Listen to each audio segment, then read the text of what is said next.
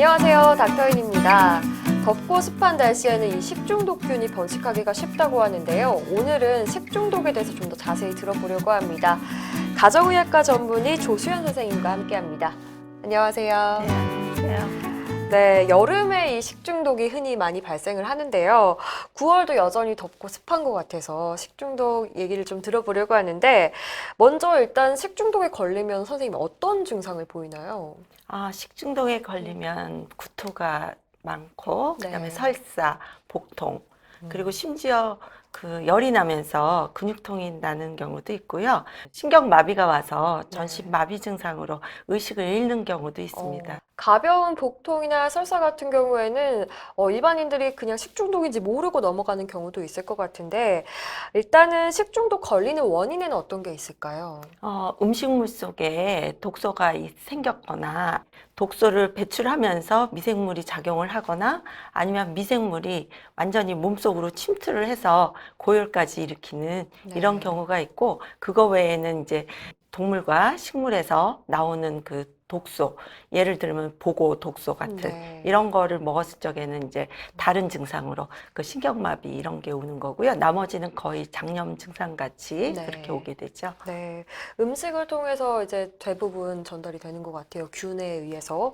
그렇다면 특히 저 또 최근에 듣기로는 계란을 먹을 때 조심해라 이런 얘기도 들었거든요. 어떤 것 때문에 그런 건가요? 네. 계란은 주로 이제 살모넬라균에 의해서 잘 감염이 될 수가 있는데, 그게 이제 보통 살모넬라균을 사람이나 동물 장에서 갖고 있는 사람들이 있습니다. 복인자라고 하는데, 이런 장에서 살고 있다가 이게 변으로 배출이 되면 이게 이제 비료나 또 땅을 오염시켜서 야채 같은 걸 통해서 들어오기도 하고, 계란은 산란을 하면서 같은 항문 그쪽을 이용해서 하기 때문에 오염이 돼 있을 가능성이 많습니다. 그래서 이런 것들을 날로 먹었을 적에 걸리게 되죠. 네. 일단 날것으로 먹지 않으면 조금 괜찮은 편인가요? 네, 덜 익히면 이제 걸리게 되고요. 60도 이상에서 10분 이상 가열을 하면 된다고 합니다. 그러니까 유제품이라던가 계란 그리고 육류 같은 거는 좀 익혀서 먹는 게 좋을 것 같은데요. 이 살모넬라균 말고도 흔하게 좀 발생하는 식중독균은 어떤 게 있을까요? 네, 가장 많이 볼 수 있는 거는 병원성 대장균이고요. 황색 포도균이라고 있는데, 요거는 들어오자마자 1시간에서 한 6시간 사이에 이거는 같이 독소를 배출하면서 기존의 독소가 만들어진 거가 이렇게 같이 들어와서 하기 때문에 바로 발병이 됩니다. 그래서 금방 알 수가 있죠. 나머지는 거의 한 12시간에서 한 24시간, 경우에 따라서는 72시간 후에 발병하는 경우도 있기 때문에 저희가 이제 검사를 완벽하게 할 수는 없거든요. 그래서 환자의 증상에 따라 어떤 병원균이구나 추정을 해서 치료를 하게 되죠. 일단 병원에 갔을 때 치료는 어떻게 될까요?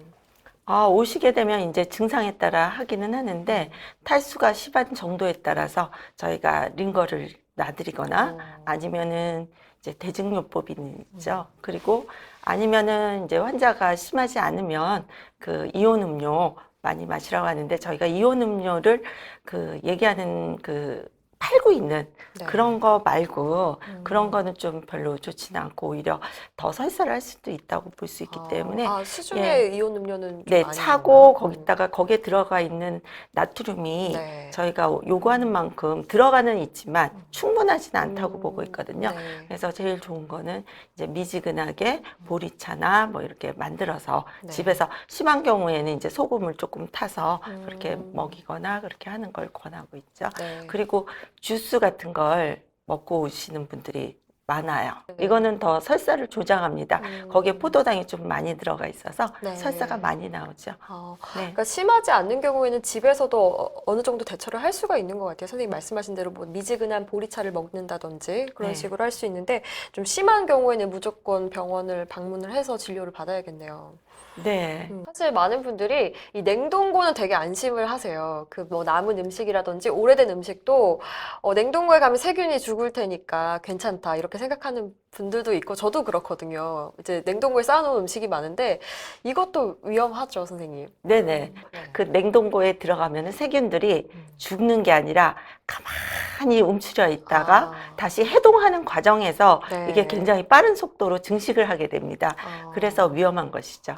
근데 그러면 이 해동한 걸 다시 넣으면 정말 위험한가요? 어떤가요? 네, 그렇죠. 네. 그래서 이제 이런 걸 예방을 하려면 네. 이제 사왔을 적에 음. 딱 요리할 수 있는 분량을 이렇게 조금씩 나눠가지고 네. 딱 포장을 해서 냉동고에 넣어두는 게 가장 좋습니다. 네. 그렇다면 또 음식 말고도 좀 어떤 부분에서 또 식중독 위험할 수 있을까요?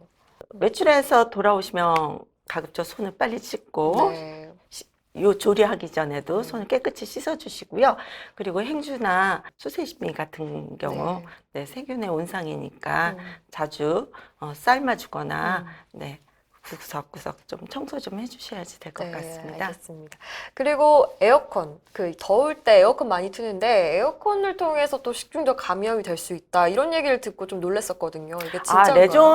레조넬라균이 식중독을 일으키는 게 아니라 식중독이라는 거는 네. 음식을 먹어서 걸리는 거고. 네. 레조넬라는 호흡기 감염을 통해서 증상은 구토와 설사 이렇게 일어나는 것이지 식중독의 범위에 들지는 않습니다. 네. 그러니까 레조넬라균이라는 게 그럼 에어컨에 있는다는 건가요? 에어컨 냉각기에 있는 물에 그거를 자주 갈아줘야 되는데 그렇지 않으면 거기서 증식을 하고 있고 거기 온도가 그 앞에 에어컨은 시원하지만 뒤에는 엄청 뜨겁거든요. 거기서 세균이 굉장히 많이 증식을 하는데 특히 레조넬라균이 거기서 증식하게 됩니다. 네, 그러니까 일단 뭐 균 때문에 감염되는 건 똑같은데 뭐 먹는 걸로 일어나는 건 아니니까 그쵸. 같이 좀 갈아주는 게 좋을 것 같고요. 또 선생님 마지막으로 좀 더 알려주실 생활 속 팁 없을까요? 지금 이제 다음 주에는 추석인데 맞습니다. 아무래도 음식 장만을 많이 하는 것으로 네. 알고 있습니다. 하고 남은 음식들을 급하게 처리할 수는 없으니까 무작정 냉동고로 보관하는 습관이 있는데요. 이런 경우 좀 위험할 수 있어서 가급적 필요한 만큼만 만드시고 정 많이 만드셨으면 한 번 더 끓여 주신 다음에 식혀서 냉동고에 조금씩 보관을 하고 그때그때 먹을 때마다 필요한 양만큼 꺼내서 드시면 좋겠습니다. 네, 알겠습니다. 감사합니다. 네, 감사합니다. 네, 오늘은 식중독에 대한 이야기를 많이 들어봤습니다. 음식 아까워하지 마시고요. 오래된 음식이나 상한 음식은 바로바로 버리시는 게 좋을 것 같아요. 그래서 건강한 위생 상태 유지하셔서 식중독 예방하시길 바라겠습니다. 오늘도 시청해주셔서 고맙습니다.